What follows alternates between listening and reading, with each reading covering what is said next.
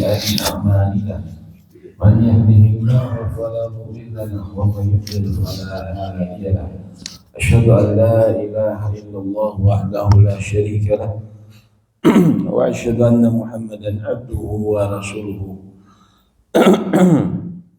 قال الله تعالى في كتابه العزيز يا أيها الذين آمنوا اتقوا الله حق تقاته ولا تموتن إلا وأنتم مسلمون وقال جل في أولى يا أيها الذين آمنوا اتقوا الله وقولوا قولا سديدا يصلح لكم أعمالكم ويغفر لكم ذنوبكم ومن يطع الله ورسوله فقد فاز فوزا عظيما وبعد وقال نبينا الكريم فإن أصدق الحديث كتاب الله وخير الهدي هدي محمد صلى الله عليه وسلم وشر الأمور محدثاتها وكل محدثات بدعة وكل بدعة ضلالة.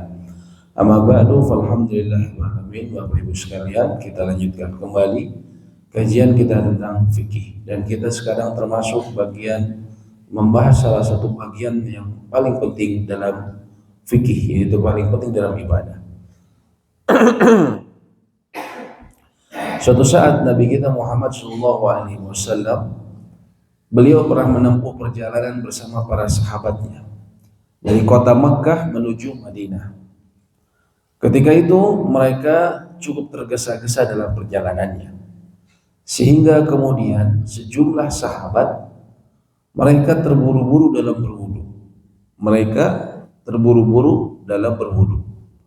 Sehingga kemudian Nabi kita Muhammad SAW melihat bahwa di tumit mereka ada bagian yang tidak tersentuh air wudu, disebabkan cepatnya mereka melakukan wudunya. Ya. Lalu apa yang beliau komentari? Apa yang beliau tanggapi saat itu? Kita ketahui bahwa Nabi SAW adalah hamba Allah yang memiliki perilaku atau akhlak paling mulia di alam semesta ini. Tidak ada akhlak yang lebih mulia dibandingkan Nabi SAW. Beliau perangainya halus, ucapannya manis, ya, perkataannya perkataan yang selalu baik. Ya. Lalu apa yang beliau katakan ketika beliau melihat seperti itu? Sahabat yang melihat kejadian tersebut mengatakan beliau berteriak bi'ala'i sautin, dengan suara yang sangat keras, dengan teriakan yang keras. Apa yang beliau katakan? Wail lil aqabi minan nar, wail lil aqabi minan nar, wail lil aqabi minan nar. Disebutkan sampai 2 atau 3 kali kata sahabat. Wail lil aqab, aqab artinya tumit-tumit, minan nar, dari api neraka. Wail itu kata sejumlah ahli bahasa, itu ungkapan biasanya digunakan untuk musuh. Seseorang kalau mengatakan kepada temannya waihak, kata orang Arab, untuk apa? Celaka kamu salah nih. Itu untuk teman. Tapi kalau untuk musuh dalam peperangan, sesuatu yang sangat genting, akan mengatakan wail, untuk sesuatu yang genting. Ini Nabi SAW mengatakan seperti itu, wail lil aqabi minan nar, bagi tumit-tumit yang tidak tersentuh air wudu. Wail juga maknanya menurut para ahli tafsir, ismu wadin fi jahannam, nama sebuah lembah di neraka jahannam. Na'udzubillah. Bagaimana Nabi SAW mengancam, ya, sahabatnya yang wudunya tidak sempurna karena tumitnya tidak tersentuh air wudu dengan neraka wail. Bagaimana beliau bisa katakan seperti itu dan berteriak dengan suara yang keras, ya, nerakalah bagi tumit-tumit yang tidak tersentuh air wudu. Gara-gara apa? Di bagian tumitnya tidak tersentuh air wudu. Kenapa bisa seperti itu? Sebagian sahabat, kemudian Abu Hurairah mengatakan, fa asbigul wudu, maka oleh kalian perbaikilah wudu kalian. Jawabannya, karena wudu adalah miftahus sholat, adalah kuncinya sholat. Wudu adalah kuncinya sholat, ya. Dan wudu yang sah adalah kunci dari sholat yang sah. Dan sholat adalah sebagaimana Nabi kita Muhammad SAW sifatkan. Beliau sifatkan bahwa sholat adalah inna awwala ma yuhasabu bihi al-abdu yawmal qiyamati min amalihi sholatuhu. Sesungguhnya amalan pertama yang kelak akan dihisab dari seorang hamba pada hari kiamat kelak, ya, dari amalan-amalannya sholatuhu adalah yang pertama kali sholatnya. Sholatnya. Fa in sholahat, bila sholatnya baik, bila sholatnya memenuhi syarat, bila sholatnya sah, faqad aflah wa anjah, maka dia telah mendapatkan, ya, keselamatan dan dia telah mendapatkan kemenangan yang sejati, kesuksesan yang sebenarnya. Kenapa? Karena dia dengan ibadahnya tersebut Allah bisa jadi masukkan ke dalam surga, ya Allah akan balas dengan surga dan dijauhkan dari api neraka. Wa in fasadat, bila sholatnya buruk, faqad khaba wa khasir, maka dia akan merugi dan menyesal. Merugi dan menyesal. Dalam hadis lain disebutkan bila sholatnya buruk, maka amalan lain tidak dilihat. Dalam riwayat An-Nasa'i, amalan lain tidak dilihat. Ya, bagaimana bisa tidak dilihat? Contohnya apa? Bila sholatnya tidak memenuhi syarat, amalan lain tidak dilihat. Ya. Sedekah dia, ya, ibadah-ibadah lain, saum-saum, tatawu dia misalnya. Karena sholat itu kita ketahui apa Pak? Imanuddin, tiangnya agama. Bapak di sini mungkin ada rumah yang misalnya terlihat dari luar bagus, indah. Catnya, gentengnya, hiasannya, ya ornamen-ornamennya, pakai gebyok dan segala macam misalnya. Pak, ini biasa pasaran 2 miliar di sini, tapi dijual cuma 755 juta saja. Kenapa? Ini bagus gini, kenapa bisa begitu? Tiangnya Pak, tiang rumahnya ini, mohon maaf ya, pakai besi banci, ya, KW berapa gitu, dan sudah ada agak pengok. Mau nggak beli Pak? Gak mau, biar dikasih murah. Kenapa? Kita masuk di situ bisa hancur, kita bisa tertimpa, ya. Gak ada nilainya. Dari luar kelihatan indah bagus, tapi sebuah rumah tiangnya hancur. Begitu pula dengan sholat.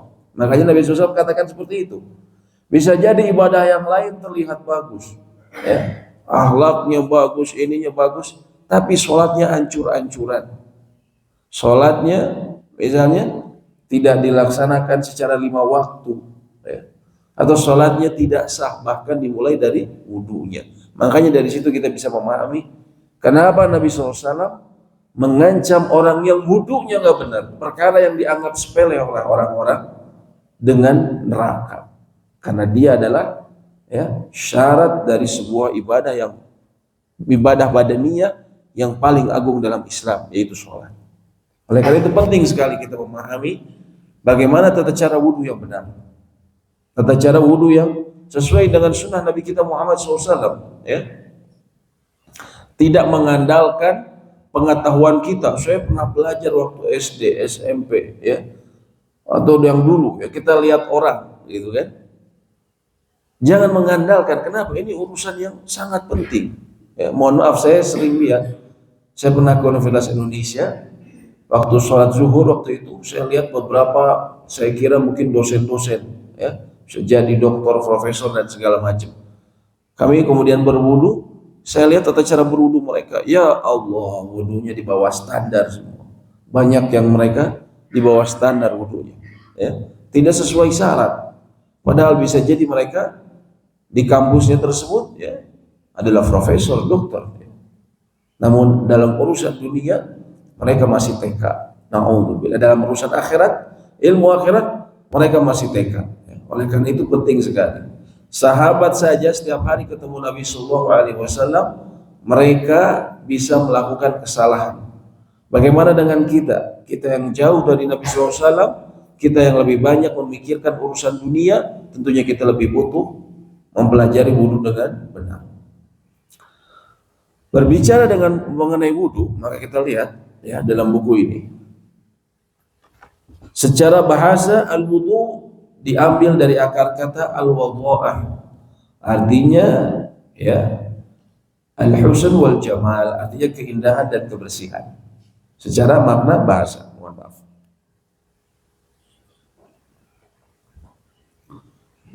Adapun secara syariat, artinya kita ketahui dia adalah menggunakan air pada 4 anggota badan, yaitu wajah, kedua tangan, kepala, dan kedua kaki dengan cara tertentu dalam syariat, dalam rangka beribadah kepada Allah.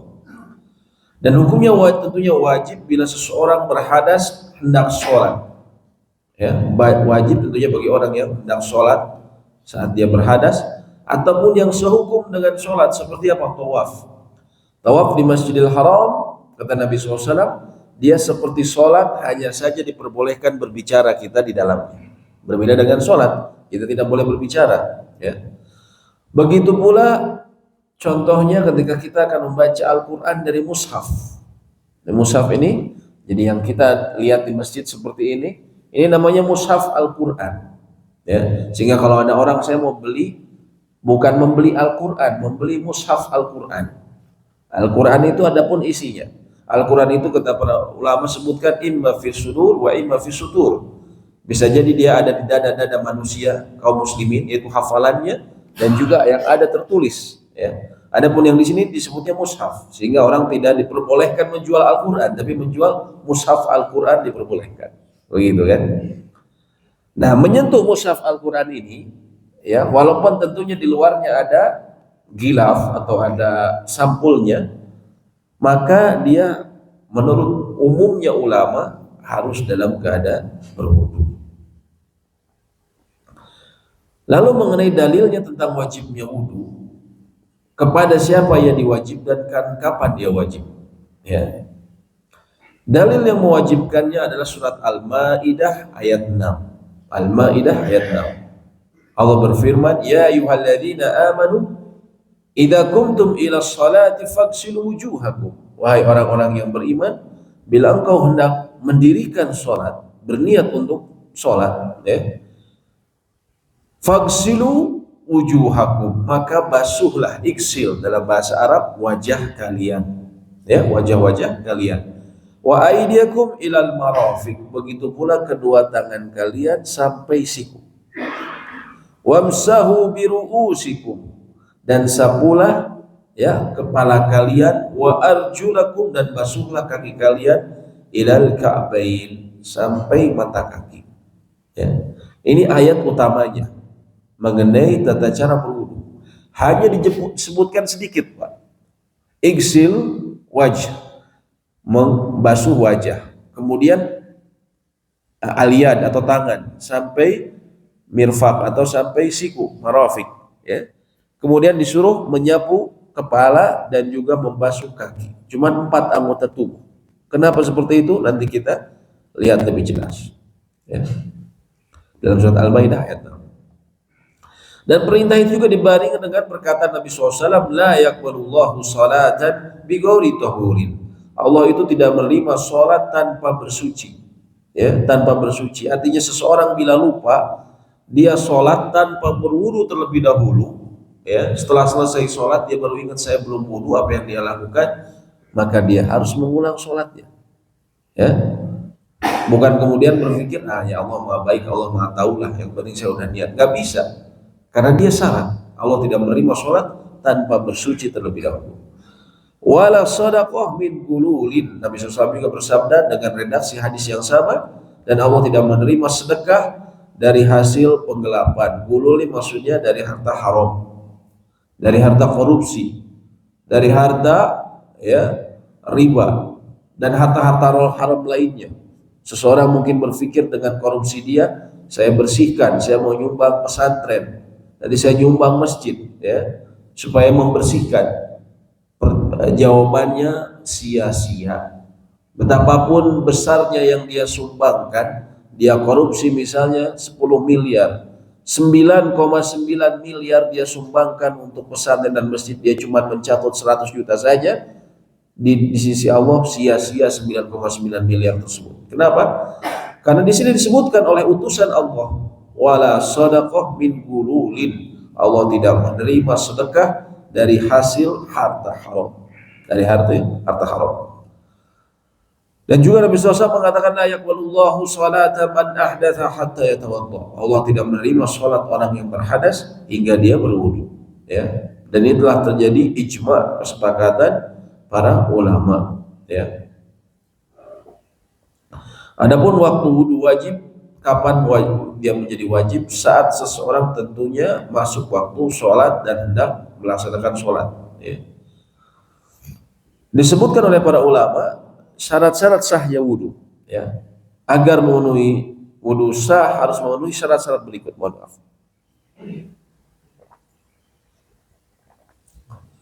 Pertama, dia dari seseorang yang Islam, berakal dan tamyiz, memiliki akal dan tamyiz. Tamyiz ini anak yang biasanya sudah bisa membedakan antara bahaya api dan misalnya kalau jalan dia ke pinggir, biasanya usia 7 tahun. Ini syarat sahnya wudu. Disebutkan syarat sah wudu pertama adalah Islam. Artinya ketika seseorang belum Islam, dia berwudu, tidak sah wudunya. Begini Pak, ya. Saya berikan contohnya. Di sejumlah tempat di kota Bandung, saya perhatikan ada pernah saya melihat di sebuah masjid besar. Begitu pula beberapa jemaah melaporkan ke saya, bahkan di pesantren yang terkenal di kota Bandung. Ada orang mau masuk Islam, mau jadi mu'alaf Pak, ya, mau masuk Islam. Kemudian pernyataan syahadatainnya ini akan dilaksanakan di masjid. Pertama, seseorang tidak pertama saya sedikit jelaskan catatan bahwanya tidak perlu seseorang kemudian syahadatain itu di masjid, ya. Di mana saja dia bisa. Mungkin kalau untuk dipersaksikan silahkan. Dia ketika mengetahui kebenaran Islam dia bersyahadat sendiri, maka itu sudah cukup bagi dia, ya.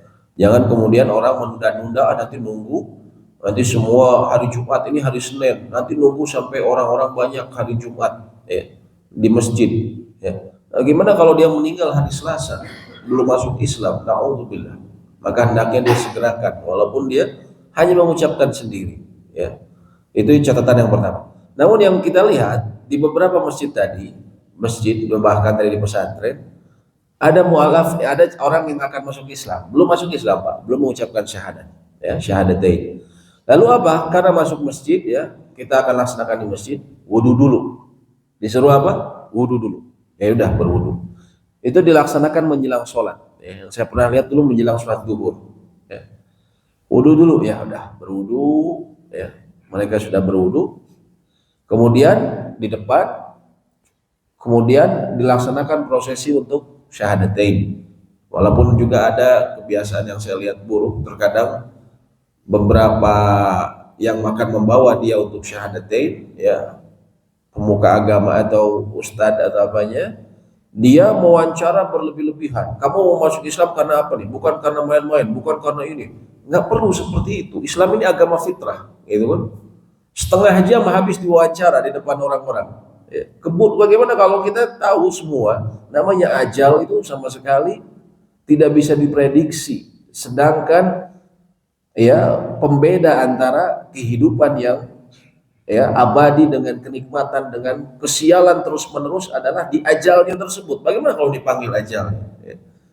Jadi diperlama. Udah gitu yang menarik, yang perlu kita kasih sorotan, setelah kemudian mengucapkan syahadatain disuruh sholat, ya, atau sholat berbarengan. Kalau misalnya masuk waktu zuhur tadi, akhirnya sholat berbarengan dengan apa? Udah wudu belum? Sudah. Kapan? Tadi. Tapi belum waktu masuk Islam, belum mengucapkan syahadat. Sah nggak wudunya? Tidak sah. Percuma dia sholat. Ini saya lihat, perhatikan di masjid besar. Waktu saya lihat di Pusdai. Terus saya juga dengar dari jemaah di sebuah pesantren besar di kota Bandung ini di utara. Ya, ada beberapa kali dia lihat, ya, ketika masuk masjidnya, karena tempat wudhunya di bawah, disuruh wudhu dulu. Nanti kemudian ke atas ucap syahadatain langsung sholat. Nah, ini tidak tidak memahami dengan benar. Ya. Harusnya dia mengucapkan syahadatain dulu, baru kemudian dia wudhu. Karena tadi syaratnya apa Pak? Islam syaratnya. Ketika dia belum masuk Islam, dia tidak percuma wudhunya dia. Kalau dia mau membersihkan diri sebelum masuk masjid, silahkan. Tapi nanti ketika setelah dia masuk Islam, dia berwudhu. Dan disunahkan dia juga, sebagian ulama mengatakan disunahkan mandi junub. Ya. Sebagian ulama mengatakan seperti itu. Kemudian berakal dan tamyiz, ya, berakal dan tamyiz. Yang berikutnya, sehingga sama juga tadi misalnya seseorang anak, ya misalnya, atau seseorang yang naudzubillah punya gangguan jiwa, kalau dia berwudu masih kena gangguan jiwa pagi harinya, pas siang hari sembuh, biiznillah, maka dia harus berwudu kembali. Yang kedua adalah niat. Nabi SAW mengatakan innamal a'malu binniyat. Sesungguhnya amal-amal itu tergantung niatnya. Sebagian ulama ada yang mengatakan ini masuknya ke dalam rukun. Sebagian ada yang masuknya ke dalam syarat. Apa bedanya? Kalau syarat itu dia dilakukan sebelum masuknya ibadah tersebut. Adapun rukun dilakukan ketika dia masuk ibadah tersebut. Bedanya itu saja. Tapi intinya kedua pendapat tersebut mengatakan mayoritas ulama wudu itu harus dengan niat, ya. Dan di sini disebutkan niat itu tidak disyariatkan untuk dilafazkan dan tidak ada dalil yang sahih dari Nabi SAW. Artinya secara yang disepakati para ulama, niat itu letaknya di hati kita. Masalah niat ini kita kasih sedikit catatan penting, ya. Niat ini ketika seseorang akan berwudu, kalau mau sholat harus dia niatkan untuk mengangkat hadas dan juga melaksanakan sholat dia. Kalau dia memang ada hadas. Kalau dia tidak ada hadas tapi dia ingin memperbaharui wudu dia. Saya dari maghrib sampai isya ini saya masih ada wudu. Cuman azan isya saya pengen wudu lagi. Boleh nggak? Boleh, itu disunahkan. Namanya tajdidul wudu, memperbaharui wudu. Ya. Tapi saya kan nggak hadas, apa saya niatnya gimana? Ya niatnya mau sholat saja, memperbaharui wudu untuk kemudian mau sholat. Ya. Sehingga mereka mayoritas ulama yang mengatakan wudu itu harus dengan niat, ya, mereka semua bersepakat tidak sah bila seseorang berwudu bukan dengan niat sholat ataupun mengangkat hadas. Contohnya apa? Contohnya begini. Bapak Ibu menghadiri sebuah seminar, ya. Dari jam berapa? Dari jam 7 sampai nanti jam 1. Istirahat sebentar isoma, ya, sampai jam 2 misalnya. Tapi nanti ada istirahat isoma waktu duhur. Ketika jam 9, ya, ketika jam 9 ibu-ibu sudah mulai nundutan, kata anak sudah, ya, sudah mulai ngantuk, gitu kan. Kemudian ibu-ibu yang di sebelahnya atau bapak-bapak bilang, wudu sudah, wudu, gitu kan. Seperti itu kan, sering kita kayak gitu Pak ya, ngantuk gitu, wudu, akhirnya wudu. Kenapa? Ngantuk, ya. Jam 9 akhirnya wudu. Ketika kembali ikut lagi seminar, ini seminar penting. Kenapa? Bagaimana mendapatkan 10 miliar dalam 10 hari. Artinya seminar penting nih kan, jangan sampai ngantuk gitu kan. Akhirnya balik lagi. Ketika balik lagi ikut seminar seru sampai setengah 12 atau jam 12 kurang seperempat ada suara adzan. Masjid ada di sebelah tempat seminar. Kemudian ibu-ibu atau bapak-bapak pergi ke sebelah untuk melaksanakan sholat zuhur. Sah enggak? Boleh enggak sholat dengan seperti itu? Kan tadi sudah wudu. Boleh enggak? Mayoritas ulama yang mengatakan sholat harus dengan wudu dengan niat mengatakan tidak sah. Kenapa? Karena tadi dia berwudu untuk apa? Untuk menyegarkan diri. Dalam bahasa Arab disebutnya litabarrud, untuk menyegarkan diri. Dia bukan niat untuk sholat, untuk menyegarkan diri saja supaya nggak ngantuk, maka tidak boleh dipakai untuk sholat. Kecuali tadi jam 9 dia berwudu, dia niatkan, ya, saya mau berwudu untuk menjaga wudu saya, karena saya tahu Nabi SAW bilang, la yahfadul wudu illal mu'min. Tidak ada orang yang senantiasa, tidak ada orang yang senantiasa menjaga wudunya dalam kesehariannya illa mu'min, kecuali seorang mukmin, kata Nabi SAW. Jadi yang suka jaga wudu itu dia adalah orang-orang yang beriman, ya. Maka saya jaga wudu saya, karena nanti saya juga habis ini saya mau sholat, karena saya hadas juga, saya nanti ini mau pakai untuk sholat, ya. Baik mungkin sekarang saya jam 9 saya mau duha dulu, ya. Atau nanti mungkin saya sebelum masuk ruang 9 saya mau sholat duha dulu, atau nanti saya mau pakai untuk sholat zuhur. Dia niatkan, maka sah, dia boleh pakai wudhu tersebut. Tapi kalau dia niatnya hanya untuk kesegaran saja, supaya nggak ngantuk, maka tidak sah wudhunya. Nah ini Pak ya, diperhatikan. Ya, ini masalah niat. Yang sepele tapi bisa menyebabkan tidak sahnya ibadah kita. Kemudian yang berikutnya dengan air yang suci dan mensucikan. Yang telah kita bahas ya, mengenai air suci dan mensucikan. Dan juga artinya kalau bukan selain air, mohon maaf seperti sanitizer ya. Sanitizer, hand sanitizer, maka dia tidak sah dipakai untuk berwudu walaupun basah. Ya. Bahkan ini kan ada antiseptiknya, harum gitu kan. Nggak boleh. Kalau yang nggak harum gimana? Sama saja. Karena dia bukan air yang suci dan mensucikan, dia disebutnya bukan air yang suci dan mensucikan karena dia tercampur dengan bahan-bahan kimiawi. Kemudian apa? Menghilangkan apa-apa yang menghalangi sampainya air ke kulit. Contohnya apa? Lilin atau adonan yang sepertinya. Bapak-bapak ngecat, ya. Ibu-ibu cat kuku, kutek. Ketika berwudu harus dibersihkan, Bu. Ya. Harus dibersihkan karena dia menghalangi air menuju permukaan kuku kita. Ya, begitu pula bapak-bapak habis ngecat ada bekas cat di tangan. Bagaimana yang harus dilakukan? Hilangkan, Pak. Hilangkan, kan dihilangkan biasanya pakai apa, Pak ya? Thinner. Pakai thinner pakai apa? Dihilangkan kalau mau berwudu. Jangan dibiarin orang habis ngecat tangannya kadang 17-an lagi ngecat ya di tangannya ada cat. Dibiarin saja, nggak bisa, dibersihin dulu, ya. Termasuk ibu-ibu yang harus dihilangkan terlebih dahulu adalah make up waterproof. Kan sekarang ada make up maskara waterproof. Namanya aja waterproof, anti air, ya, sehingga menghalangi air masuk ke kulit. Itu harus dibersihkan dulu. Nggak sah wudu dengan ya make up waterproof. Kemudian didahului dengan istijma dan istinja, ya, bercebok, ya, baik menggunakan air ataupun kita sebutkan menggunakan tisu zaman sekarang, ya, ketika ada sebabnya. Tentunya harus dibersihkan terlebih dahulu sebelum seseorang berwudu. Yang keenam adalah al-muwalah, dilakukan secara berkesinambungan, ya. Dan yang ketujuh, dia dilakukan tertib berurutan dan membasuh semua anggota yang wajib dibasuh, ya.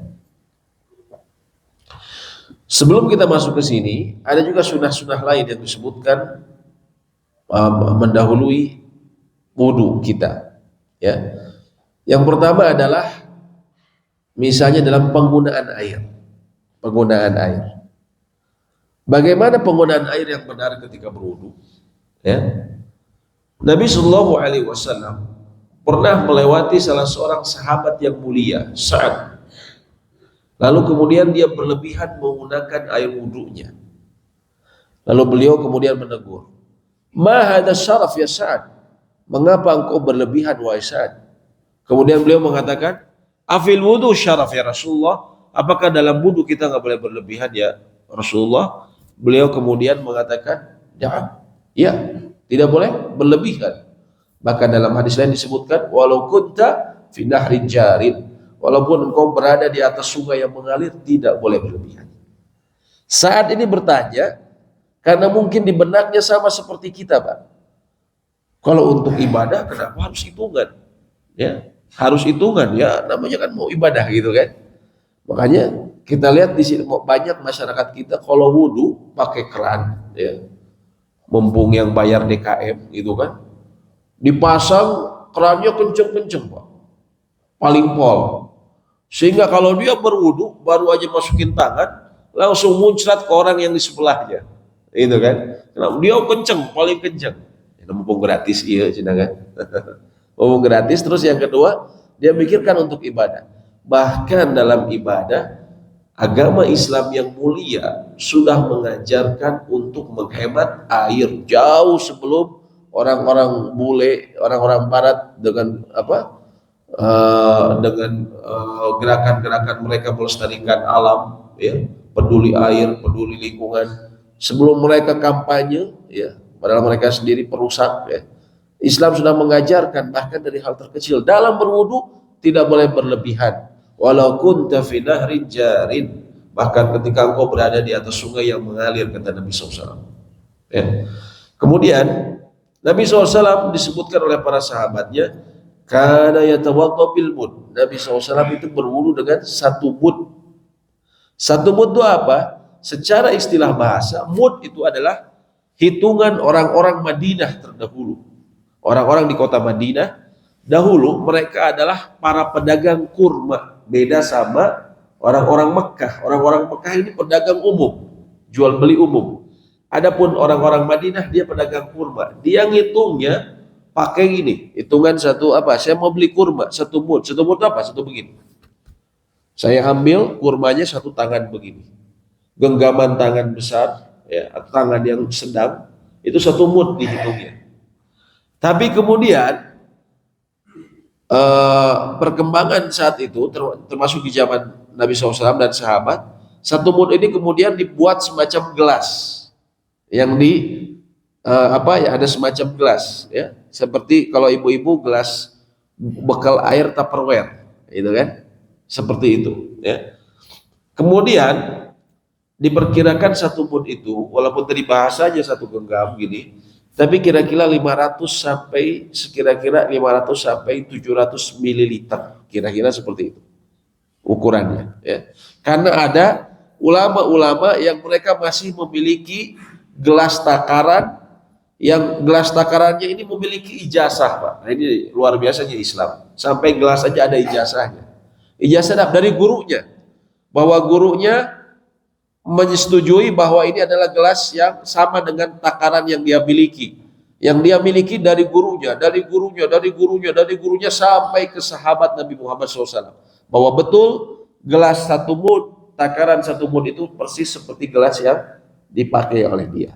Jadi ada ijazahnya, ada sanadnya. Ini luar biasanya agama kita yang mulia. Itu kira-kira sekitar hanya berbeda sedikit, sekitar 500-an sampai 700, ada yang mengatakan juga 800 ml. Kayak aqua, ukuran aqua. Itu wudunya Nabi SAW. Bolehkah saya, apakah itu wajib? Tidak. Tapi itu sesuai dengan kebutuhan. Tapi tidak boleh berlebihan. Kalau kita bisa lebih sedikit dari itu, tidak mengapa.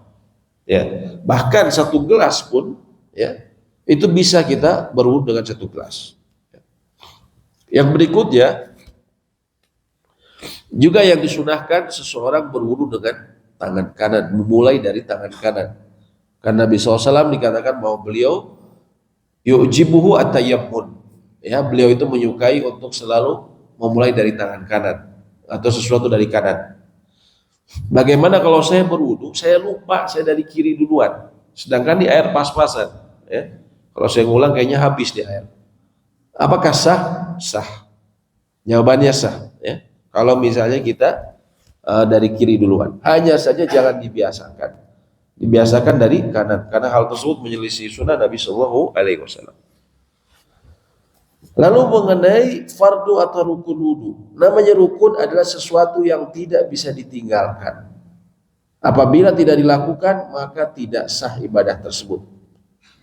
Fardu wudu itu adalah apa yang disebutkan tadi dalam ayatnya, hanya berjumlah 6. Mohon maaf, kalau anggota tubuh hanya 4, ya, hanya 4. Apa saja? Yang pertama adalah penulis buku, ada yang ulama, contohnya dalam ulama Syafi'iyah menyebutkan fardu atau rukun wudu itu yang pertama niat. Tapi tadi kita setelah sebutkan di syarat, nggak masalah, Pak, ya. Intinya niat ini harus ada. Adapun yang dari anggota tubuh yang pertama dibasuh adalah membasuh wajah secara sempurna. Berdasarkan firman Allah Subhanahu wa taala, "Idza qumtum ila sholati faghsilu wujuhakum", maka basuhlah mukamu. Yang harus kita perhatikan, muka ini harus kita tahu, Pak, mana batasannya. Yang disebut muka ini adalah para ulama katakan dari tempat mulai tumbuhnya rambut sampai ujung dagu kita. Ujung dagu. Adapun lebarnya antara kedua telinga. Itu wajah kita. Dan itu wajib dibasuh semuanya, termasuk di samping jambang, di samping godek, kata orang Sunda. Ini putih harus dibasuh. Dan ini banyak sekali kaum muslimin melakukan kesalahan. Tidak percaya, coba Bapak lihat kalau lagi Jumatan atau sholat berjamaah saja, Bapak nongkrong di tempat wudhu. Banyak orang yang berwudhu cuma gini saja. Ibu-ibu coba lihat, takut make upnya rusak, cuman gini saja dilempar airnya. Di sini dibiarin nggak kena air. Ini artinya ketika dia ini ditinggalkan. Termasuk tadi bagian putih di sini, bapak-bapak, termasuk ibu-ibu juga. Bagian putih di sini di sebelah jambang ini pun harus dibasuh. Kalau tidak dibasuh, kalau tadi kayak orang-orang biasa seperti ini, maka membasuh wajahnya dianggap tidak sah. Artinya apa? Karena dia rukun, tidak bisa ditinggalkan, wudunya tidak sah. Kalau dia sholat puluhan tahun, sholatnya dianggap tidak sah. Na'udzubillah. Karena tidak tahu. Karena dia salah. Jadi harus memenuhi semua. Ya. Mohon maaf, Ustaz, misalnya saya ini kepalanya udah gersang, udah botak, gitu kan? Bagaimana? Apakah saya sekarang rambut saya mulainya dari sini? Apakah saya dari sini? Tidak. Tapi para ulama katakan dari tempat tumbuh dahulu ketika dia masih normal. Jadi kalau yang, mohon maaf kalau kita yang sudah agak botak, Pak, cari foto SMA kita, Pak. Oh, di sini, di spidolan, nggak usah, Pak. Nggak usah ditandain. Jadi ingat-ingat saja kira-kira di mana, di sini. Maka kita mulai dari sini. Itu wajah. Ingatkan Pak kepada keluarga kita. Ini banyak sekali saya sering perhatikan orang wudunya seperti itu, cuma gini saja. Gak sah. Mau dia sholat 5 waktu, sholat taraweh, sholat apa? Percuma, na'udzubillah. Ya. Di sisi Allah tidak dinilai. Ya, bisa jadi tidak dinilai, ya, atau tidak sempurna. Tapi ulama mengatakan tidak sah. Kemudian sebagian ulama ada yang mengatakan termasuk dari wajah adalah kumur-kumur dan istinsyaq, mengeluarkan.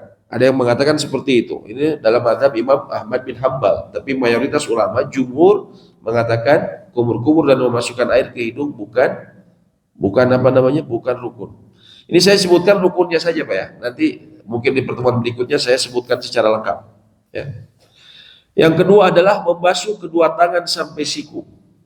Namanya tangan dari sampai siku itu dari jari kita. Walaupun tangan kita tadi sudah basah, pertama kita berwudu cuci tangan dulu 3 kali misalnya.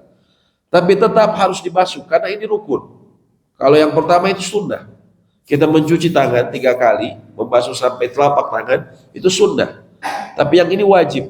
Dia harus mulai lagi dari jarinya sampai termasuk siku.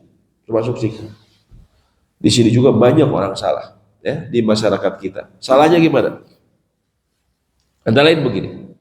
Dia pakai baju ya, terutama orang-orang sekarang, kemejanya slim fit. Slim fitnya apa Pak? Ngetat. Supaya kelihatan ototnya. Supaya kelihatan kekarnya. Ya. Jadi dia ini nggak bisa dilipat sampai jauh atau bisa dilipat cuman susah, agak susah. Akhirnya apa? Dia wudhu cuma sampai sini saja. Nggak sampai ujung. Padahal perintahnya termasuk ilal marofik. Ila itu sampai siku. Ila di sini maknanya kata mayoritas ulama termasuk siku. Artinya bukan sampai sini berhenti, enggak. Tapi termasuk siku harus kita basuh. Ya, harus kita basuh. Yang namanya basuh kita kumpulkan air di tangan, lalu kita tumpahkan. Bukan sekedar tangan kita basah, tapi ada ngumpulin air, kita tumpahkan. Itu namanya basuh. Ya. Itu yang pertama, kesalahan pertama. Seseorang bajunya sempit seperti ini. Yang kedua, seseorang menganggap bahwasanya tangan saya udah basah, sehingga dia berwudu langsung dari sini saja. Nah, ini banyak kesalahan. Termasuk saya dulu ketika belum paham, saya berwudu dulu cuma karena tangan saya udah basah ini, saya langsung ke sini saja Pak. Ya. Kenapa? Karena kita ini basah. Nah, ini yang tadi saya katakan, tangan kita basah pertama kali itu sunnah. Adapun yang ini rukun, harus sempurna dari sini sampai ke siku kita. Sampai ke siku kita. Jadi kalau dari sini saja dianggap tidak sah. Itu yang kedua. Yang ketiga, ada orang yang mengumpulkan kesalahan kedua-duanya. Dia cuma mulai dari sini, terus bajunya sempit, jadi dia cuma segini saja. Nah, ini yang paling parah. Ini ketiganya tidak sah. Ya. Ketiganya tidak sah. Ya. Kemudian mengusap kepala seluruhnya. Nah, kalau yang tadi sebelumnya di ayat-ayat berikutnya perintahnya iksil, artinya basuh. Basuh itu tadi, Bapak mengumpulkan air lalu tumpahkan. Adapun yang berikutnya adalah mengusap kepala seluruhnya. Imsah, imsah ini mengusap maksudnya tangan kita cukup basah, nggak perlu ngumpulin air. Lalu kita usap kepala seluruhnya. Ya, sebagian ulama mengatakan termasuk telinga. Sebagian ulama. Yang disebut mengusap kepala seluruhnya, ini kalau bicara afdoliyah, semua ulama sepakat yang diusap adalah seluruhnya. Kalau bicara yang wajib, maka mazhab Imam Ahmad dan Imam Abu Hanifah, Imam Malik, ya mengatakan harus semuanya. Tapi sejumlah ulama lain dalam mazhab Imam Syafi'i dan juga Imam Abu Hanifah mengatakan minimal, mereka ada kadar minimal terkena sedikit. Makanya banyak kaum muslimin wudunya seperti gini ya. Bapak-bapak mungkin ada yang seperti ini, ya. Itu memang mereka mengatakan minimal. Tapi itu minimal, Pak, bukan yang afdol. Ulama Syafi'iyah sendiri mengatakan kalau afdol seluruhnya. Seluruhnya. Yang disebut seluruhnya ini apa? Pertama, tangan kita basah. Nabi SAW dalam riwayat-riwayat disebutkan beliau tata cara berwudunya, terkadang beliau memulai dari depan lalu ke belakang. Pertama kita harus tahu batasannya. Batasannya dari mana? Dari mulai tumbuh rambut juga. Sampai ujung di sini rambut kita berakhir. Dengkuk ini tidak perlu. Banyak orang sampai sini, nggak perlu. Nggak perlu lehernya.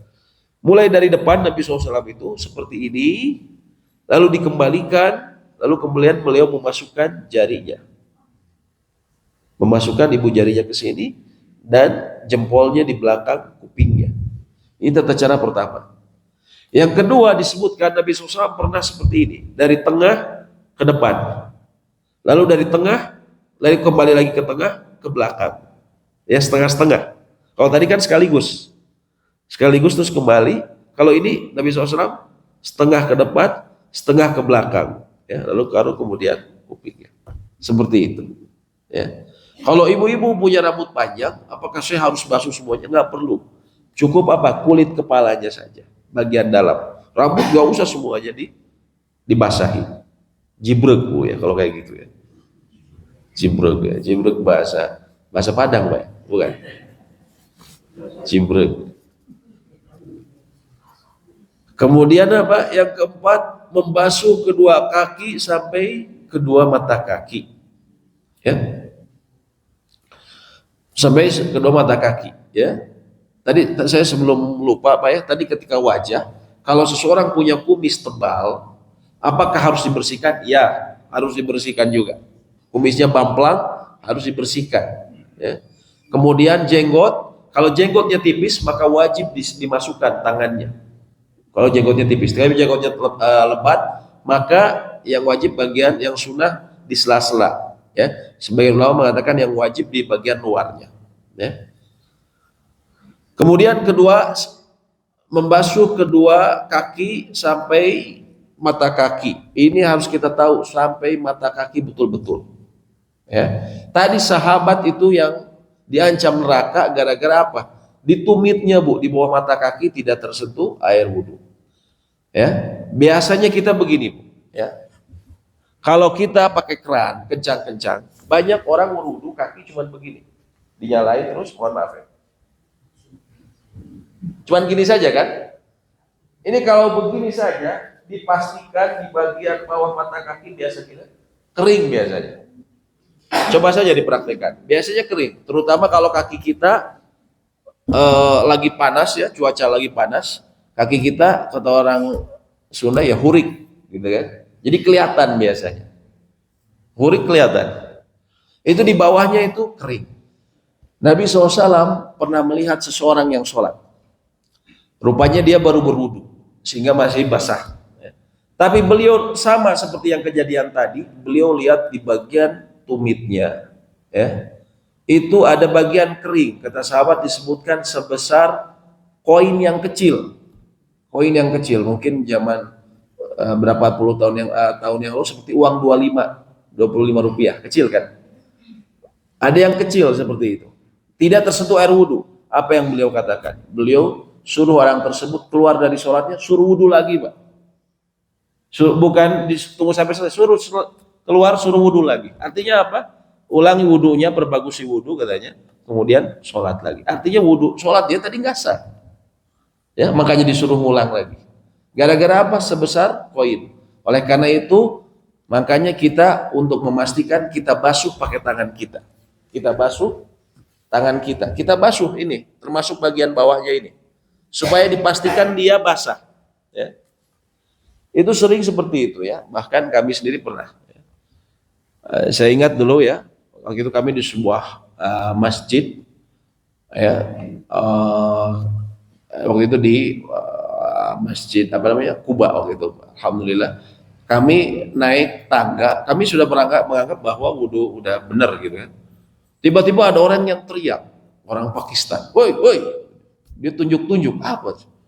Terus dia tunjuk kaki saya. Oh, ternyata benar karena kering, Pak ya. Jadi kaki kita hurik, kelihatan. Ternyata di bawah mata kaki saya ada bagian kering. Padahal ngerasa udah pede, udah wudhu benar. Ya. Terus dia ingatkan, jazakallah khair. Ini orang luar ini walaupun dia sambil teriak-teriak, tapi ini orangnya perhatian benar gitu, bagus ya. Akhirnya saya berwudhu kembali. Nah itu kadang kita nggak perhatian, di bawah mata kaki seringkali terlewat. Ya, itu bagian yang krusial, yang Nabi SAW tadi ancam. Ya. Jadi kita pastikan sampai mata kaki kita. Perlu nggak sampai betis kita ke atas? Nggak perlu. Ya, tidak perlu. Kecuali memang ada kotornya di sana ya silahkan.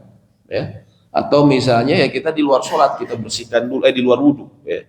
Kalau memang ada kotoran sampai betis. Tapi yang cukup sampai kedua mata kaki.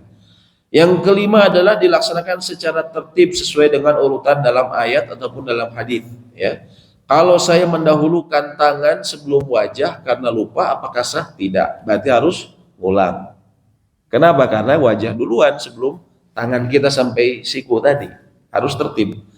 Sebagian ulama mengatakan yang keenam adalah mualah. Mualah ini berkesinambungan. Ya. Berkesinambungan ini misalnya Bapak ketika wudhu tiba-tiba di dalam rumah air habis, ya, baru sampai tangan. Terus Bapak ingat, oh di belakang rumah ini ada keran air, biasanya suka ngocor. Bapak ke belakang, nyampe ke belakang kering tangan kita, karena rumah kita besar. Nyampe ke belakang kering. Apakah saya boleh lanjutkan? Tadi saya udah sampai tangan, air lagi pas-pasan, saya tinggal kepala sama kaki. Apakah saya lanjutkan atau saya mulai dari awal? Jawabannya, kalau tidak berkesinambungan, ada waktu yang jeda yang lama, apalagi tangannya kering, maka dia harus memulai lagi dari awal. Sebagian ulama dia mengatakan seperti itu. Ya, dan ini lebih berhati-hati. Ya, lebih berhati-hati. Tapi kalau misalnya masih dekat waktunya dan juga masih basah, maka dia cukup lanjutkan sisanya. Lanjutkan sisanya, cuman kepala dan kaki. Begitu Pak ya, itu mengenai fardu-fardu dan juga syarat dari wudhu. Ya, insya Allah nanti kita akan lanjutkan yang lebih detail pada pertemuan berikutnya. Baik, demikian yang bisa kami sampaikan. Apabila ada pertanyaan ataupun diskusi ataupun koreksi, saya persilahkan. Silakan, Pak.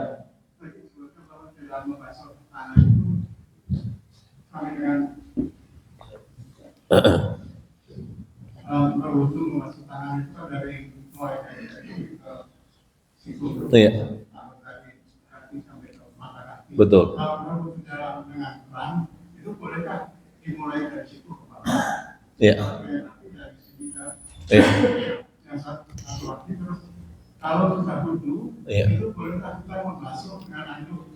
Itu masih sah atau?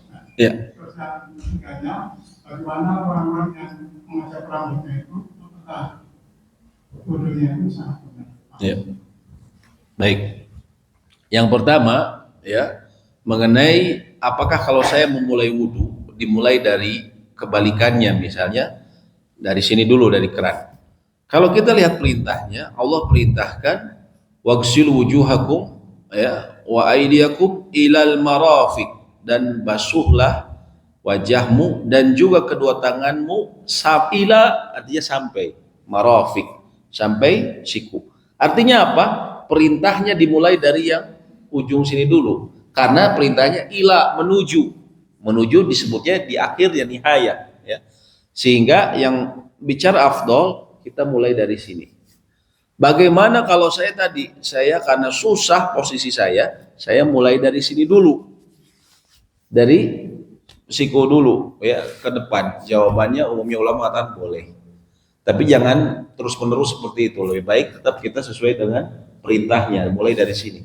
Tapi karena kondisi tertentu, misalnya Bapak susah untuk posisinya, kerannya kagok, maka tidak mengapa mulai dari sini dulu, sah wudunya. Iya. Iya. Kalau kaki kan ya betul seperti itu. Ya. Kalau memang Bapak kesulitan tidak mengapa, ambil dari atas dulu. Tadi yang kedua apa, Pak? Wudu setelah pakai anduk. Ya. Ya, baik. Pakai anduk ini ya umumnya ulama mengatakan dia tidak mengapa. Pakai handuk ataupun pakai tisu, ya. Umumnya ulama mengatakan tidak mengapa. Ada sebagian ulama mengatakan tidak boleh. Apa yang menjadi sebab perbedaan? Ada hadis dari Nabi SAW bahwa beliau ketika selesai berwudu, beliau disodorkan handuk, tapi beliau menolak. Para ulama dari menolaknya beliau, ya terdapat dua pemahaman. Ya ini makanya seringkali perbedaan dalam fikih ini karena beda pandangan, karena beda melihatnya. Sama-sama dalilnya tapi beda melihatnya. Yang pertama apa? Oh itu artinya nggak boleh. Kenapa? Nabi SAW mengatakan tidak. Ketika disodorkan beliau menolak. Artinya nggak boleh. Itu yang pertama. Tapi pendapat umumnya ulama mengatakan boleh. Kenapa? Karena beliau menolak bukan berarti hal tersebut haram atau tidak diperbolehkan. Ya, beliau disebutkan beliau kemudian melakukan dengan tangannya seperti ini, dikeringkannya dengan tangannya. Ya, beliau lakukan dengan seperti itu. Artinya tetap dihilangkan airnya. Ya, beliau memang tidak mau saja pakai seperti itu. Andaikan memang tidak boleh, beliau pasti akan menjelaskan. Karena kalau Bapak Ibu belajar ya ilmu yang lebih ini namanya usul fikih ya. Ada disebut istilahnya para ulama usul fikih ini mengatakan la yajuzu ta'khirul bayan fi waqtiha au fi wa inda waqti hajatiha wa inda waqti wa hajati. Tidak diperbolehkan Nabi SAW itu sifatnya. Beliau itu tidak pernah membiarkan suatu permasalahan tanpa dijelaskan kedudukannya. Apalagi ini berkaitan dengan ibadah boleh atau tidak. Apabila memang tidak boleh pasti beliau jelaskan. Ya. Tapi beliau tidak mau melakukannya karena memang beliau tidak mau. Sama seperti ketika beliau ditawari dob.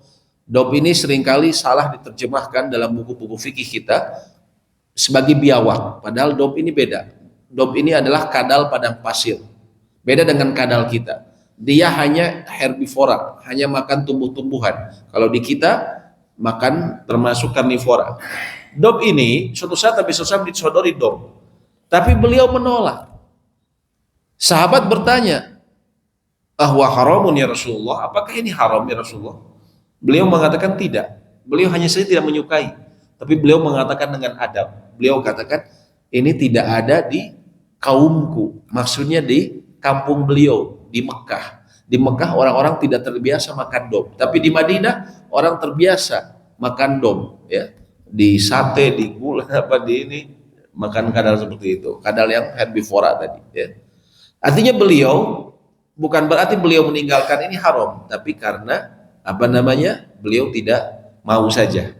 Ya. Jadi artinya umumnya ulama mengatakan boleh seseorang habis berwudu menggunakan handuk yang bersih. Yang ketiga tadi Bapak, cat rambut. Ya, kalau cat rambut ya cat rambut tidak masalah. Kenapa? Maksudnya saya bilang tidak masalah dalam berwudunya ya. Kenapa? Karena yang diperintahkan kepala itu cuman kepalanya, bukan rambutnya. Perintahnya adalah imsahu biru'usikum. Sapulah kepala kalian. Bukan, kalau rambut itu dalam bahasa Arab sya'run. Ya. Yang diperintah apa? Ru'us, jamak dari roksun, kepala. Yang diperintahkan kepala. Makanya ibu-ibu nggak usah rambutnya, cukup bagian kulit kepalanya. Tapi dengan disebutkan dengan cat itu kan harus bersihkan. Iya. Ya, Kalau bagiannya yang harus dibasuh. Tadi ketika bicara tangan, kalau ada cat, itu harus dibasuh. Kenapa? Karena memang harus tangannya kena. Begitu pula misalnya ibu-ibu make up. Kenapa? Karena wajah harus terkena semua. Sedangkan yang ini perintahnya adalah kepala, bukan rambut. Gitu Pak ya. Jadi kalau rambut tidak masalah. Wallahu a'lam bishawab. satu lagi, Ya. jadi kalau tadi itu kan ada bagian, ada yang menyatakan umur itu harus tidak. Ya. Tapi kalau seandainya sudah puasa, mungkin takut ketahuan, Ya. sana sholatnya, butuhnya. Iya. Seseorang yang Nabi SAW, nanti kita belajar pas bagian di atas sunnahnya, kumur-kumur dan istinsyak. Istinsyak ini adalah kita menghirup air. Ya. Ini kesalahan di masyarakat kita, biasanya bukan menghirup, apa? Nyolok kalau di kita mah. Tangan basah dicolok, cuk-cuk gitu kan. Tapi yang benar adalah dihirup. Dihirup seperti itu. Ya.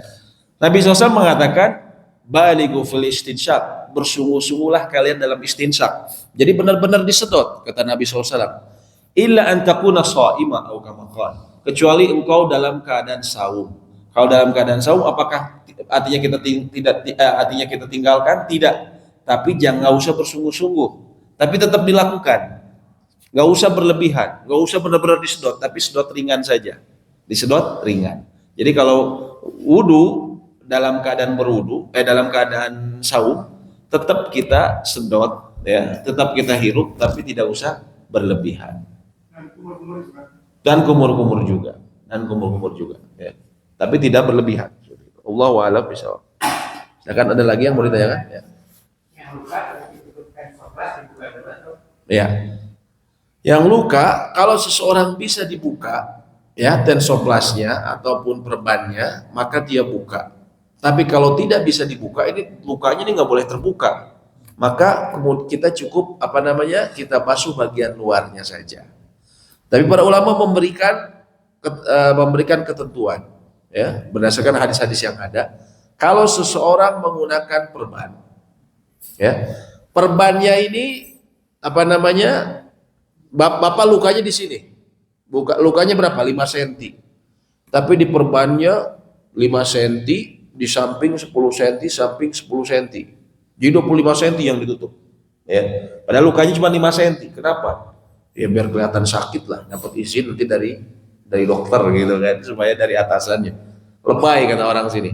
Ketika berwudu bagaimana? Ketika berwudu bagian yang tadi tidak terkena luka harus dibuka. Tapi yang tadi nggak bisa disentuh itu nggak apa-apa, kita oleskan saja sapu bagian luarnya. Tapi yang bagian yang tidak terkena luka itu harus dilipat, dibuka. Itu Pak ya, bisa dipahami. Ya, jadi kalau lukanya cuma segini, ya, tapi di plasternya segini, yang ini harus dibuka. Itu selama memungkinkan. Kecuali di gips. Kalau di gips maka bagian luarnya saja. Kalau gips kan nggak bisa dibuka Pak ya. Begitu. Allahu a'lam bishawab. Ya. Silakan kalau ada lagi Pak. Ibu ada yang mau ditanyakan? Ya. Baik, bila tidak ada yang ditanyakan, kita sudahi saja. Nanti insya Allah yang lebih lengkap lagi kita akan bahas di pertemuan berikutnya. Wallahu a'lam bishawab. Ya. Semoga Allah menerima amal ibadah kita. Rabbana taqabbal minna innaka antas samiul alim wa tub alaina innaka antat tawwabur rahim. Allahumma anfa'na bima 'allamtana wa 'allimna ma yanfa'una wa zidna ilma. Rabbana atina fid dunya hasanah wa fil akhirati hasanah wa qina adzabannar. Amin ya rabbal alamin. Wa akhiru da'wana alhamdulillahi rabbil alamin. Subhanakallahumma wa bihamdik asyhadu an la ilaha illa anta astaghfiruka wa atubu ilaik. Assalamualaikum warahmatullahi wabarakatuh.